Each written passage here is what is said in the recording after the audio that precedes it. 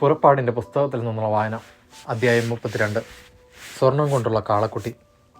മോശ മലയിൽ നിന്നിറങ്ങി വരാൻ താമസിക്കുന്നു എന്ന് കണ്ടപ്പോൾ ജനം അഹ്റോൻ്റെ ചുറ്റും കൂടി പറഞ്ഞു, ഞങ്ങളെ നയിക്കാൻ വേഗം ദേവന്മാരെ ഉണ്ടാക്കി തരിക. ഞങ്ങളെ ഈജിപ്തിൽ നിന്ന് കൊണ്ടുവന്ന മോശ എന്ന മനുഷ്യന് എന്തു സംഭവിച്ചുവെന്ന് ഞങ്ങൾക്കറിവില്ല. അഹ്റോൻ പറഞ്ഞു, നിങ്ങളുടെ ഭാര്യമാരുടെയും പുത്രന്മാരുടെയും പുത്രിമാരുടെയും കാതിലുള്ള സ്വർണ്ണ വളയങ്ങൾ ഊരിയെടുത്ത് എൻ്റെ അടുത്ത് കൊണ്ടുവരുവിൻ.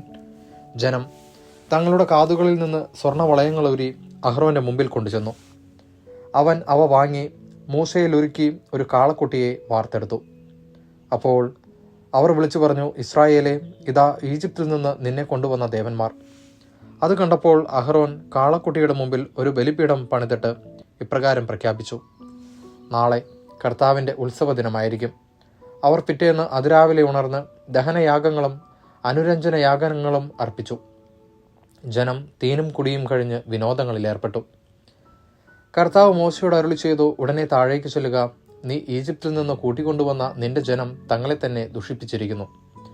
ഞാൻ നിർദ്ദേശിച്ച മാർഗത്തിൽ നിന്ന് അവർ പെട്ടെന്ന് വ്യതിചലിച്ചിരിക്കുന്നു. അവർ ഒരു കാളക്കുട്ടിയെ വാർത്തെടുത്ത് അതിനെ ആരാധിക്കുകയും അതിന് ബലിയർപ്പിക്കുകയും ചെയ്തിരിക്കുന്നു.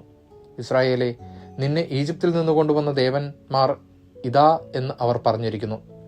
കർത്താവ് മോശയോട് അരുളി ചെയ്തു, ഇവർ ദുശാഠ്യക്കാരായ ഒരു ജനമാണെന്ന് ഞാൻ കണ്ടു കഴിഞ്ഞു. അതിനാൽ എന്നെ തടയരുത്. എൻ്റെ ക്രോധം ആളിക്കത്തി അവരെ വിഴുങ്ങിക്കളയട്ടെ. എന്നാൽ നിന്നിൽ നിന്ന് ഒരു വലിയ ജനതയെ ഞാൻ പുറപ്പെടുവിക്കും.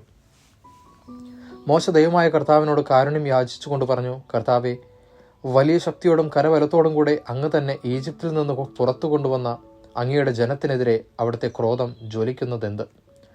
മലകളിൽ വെച്ച് കൊന്നുകളയുന്നതിനും ഭൂമുഖത്തു നിന്ന് തുടച്ചു മാറ്റുന്നതിനുമുള്ള ദുരുദ്ദേശത്തോടു കൂടിയാണ് അവൻ അവരെ കൊണ്ടുപോയത് എന്ന് ഈജിപ്തുകാർ പറയാനിടവരുത്തുന്നതെന്ത്? അവിടുത്തെ ഉഗ്രകോപം കൈവടിയണമേ. അങ്ങയുടെ ജനത്തിനെതിരായുള്ള തീരുമാനത്തിൽ നിന്ന് പിന്മാറണമേ. അവിടുത്തെ ദാസന്മാരായ അബ്രാഹത്തെയും ഇസഹാക്കിനെയും ഇസ്രായേലിനെയും ഓർക്കണമേ. നിങ്ങളുടെ സന്തതികളെ ആകാശത്തിലെ നക്ഷത്രങ്ങളെപ്പോലെ ഞാൻ വർദ്ധിപ്പിക്കും. ഞാൻ വാഗ്ദാനം ചെയ്തിട്ടുള്ള ഈ നാട് മുഴുവൻ നിങ്ങളുടെ സന്തതികൾക്ക് ഞാൻ നൽകും. അവർ അത് എന്നേക്കും കൈവശമാക്കുകയും ചെയ്യും എന്ന് അവിടുന്ന് തന്നെ ശപഥം ചെയ്ത് പറഞ്ഞിട്ടുണ്ടല്ലോ. കർത്താവ് ശാന്തനായി തൻ്റെ ജനത്തിനെതിരായുള്ള തീരുമാനത്തിൽ നിന്ന് അവിടുന്ന് പിന്മാറി. മോശ കൈകളിൽ 2 ഉടമ്പടി പത്രികകളുമായി താഴേക്കിറങ്ങി. പലകകളുടെ ഇരുവശങ്ങളിലും എഴുത്തുകൾ ഉണ്ടായിരുന്നു. പലകകൾ ദൈവത്തിൻ്റെ കൈവേലയും അവയിൽ കൊത്തിയിരുന്നത് അവിടുത്തെ കൈയെഴുത്തുമായിരുന്നു. ജനങ്ങൾ അട്ടഹസിക്കുന്ന സ്വരം കേട്ടപ്പോൾ ജോഷുവ മോശയോട് പറഞ്ഞു, പാളയത്തിൽ യുദ്ധത്തിൻ്റെ ശബ്ദം മുഴങ്ങുന്നു. എന്നാൽ മോശ പറഞ്ഞു, ഞാൻ കേൾക്കുന്നത് വിജയത്തിൻ്റെ അട്ടഹാസമോ പരാജയത്തിൻ്റെ മുറവിളിയോ അല്ല, പാട്ടുപാടുന്ന ശബ്ദമാണ്. മോശ പാളയത്തിനടുത്തെത്തിയപ്പോൾ കാളക്കുട്ടിയെ കണ്ടു. അവർ നൃത്തം ചെയ്യുന്നതും കണ്ടു. അവൻ്റെ കോപം ആളിക്കത്തി. അവൻ കൽപ്പലകകൾ വലിച്ചെറിഞ്ഞ് മലയുടെ അടിവാരത്തിൽ വെച്ച് അവ തകർത്തു കളഞ്ഞു. അവൻ കാളക്കുട്ടിയെ എടുത്ത് തീയിലിട്ട് ചുട്ടു. അത് ഇടിച്ചു പൊടിച്ച് പൊടി വെള്ളത്തിൽ കലക്കി ഇസ്രായേൽ ജനത്തെ കൊണ്ട് കുടിപ്പിച്ചു.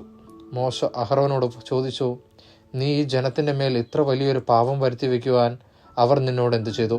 അഹ്റോൻ പറഞ്ഞു, അങ്ങയുടെ കോപം ജ്വലിക്കാതിരിക്കട്ടെ.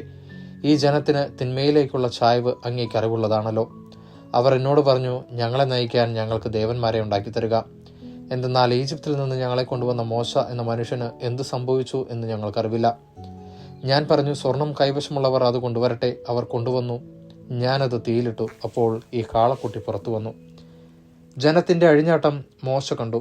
ശത്രുക്കളുടെ ഇടയിൽ സ്വയം ലജ്ജിതരാകത്തക്ക വിധം അഴിഞ്ഞാടുന്നതിന് അഹ്റോൻ അവരെ അനുവദിച്ചിരുന്നു. മോശ പാളയത്തിൻ്റെ വാതിൽക്കൽ നിന്നുകൊണ്ട് പറഞ്ഞു, കർത്താവിൻ്റെ പക്ഷത്തുള്ളവർ എൻ്റെ അടുത്തേക്ക് വരട്ടെ. ലേവിയുടെ പുത്രന്മാരെല്ലാവരും അവൻ്റെ അടുത്തേക്ക് ഒന്നിച്ചുകൂടി. അവൻ അവരോട് പറഞ്ഞു, ഇസ്രായേലിൻ്റെ ദൈവമായ കർത്താവ് ഇപ്രകാരം അരുളി ചെയ്യുന്നു, ഓരോ മനുഷ്യനും തൻ്റെ വാൾ പാർശ്വത്തിൽ ധരിക്കട്ടെ. പാളയത്തിൽ ഉടനീളം കവാടം തോറും ചെന്ന് ഓരോരുത്തരും തൻ്റെ സഹോദരനെയും സ്നേഹിതനെയും അയൽക്കാരനെയും നിഗ്രഹിക്കട്ടെ. ലേവിയുടെ പുത്രന്മാർ മോശയുടെ കൽപ്പനയനുസരിച്ച് പ്രവർത്തിച്ചു. അന്നേ ദിവസം 3000-ഓളം പേർ മരിച്ചു വീണു. മോശ പറഞ്ഞു, കർത്താവിൻ്റെ ശുശ്രൂഷയ്ക്കായി ഇന്ന് നിങ്ങളെ തന്നെ സമർപ്പിച്ചിരിക്കുന്നു.